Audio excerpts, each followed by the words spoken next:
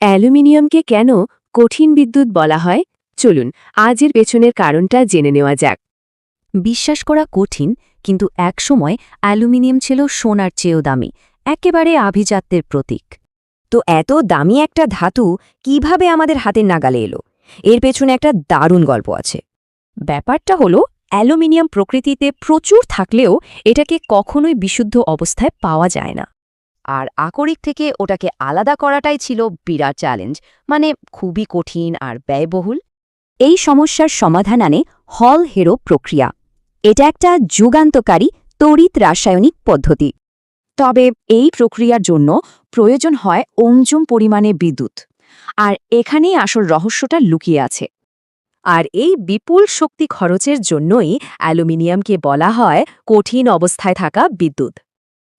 1 KG aluminium বানাতে যে খরচ হয় তার প্রায় 3 ভাগের 1 ভাগই হল বিদ্যুৎ বিল।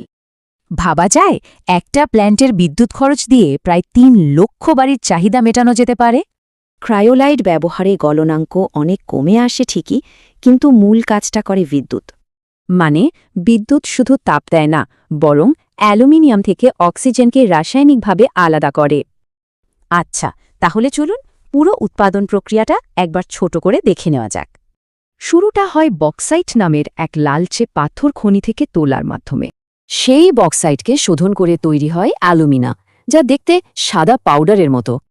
এরপর সেই অ্যালুমিনাকেই হল হেরো প্রক্রিয়ায় গলিয়ে ফেলা হয় বিপুল বিদ্যুৎ ব্যবহার করে। শেষে ওই বিশুদ্ধ তরল অ্যালুমিনিয়ামকে ছাঁচে ফেলে ঠান্ডা করে বড় বড় ব্লক বা ইঙ্গট বানানো হয়।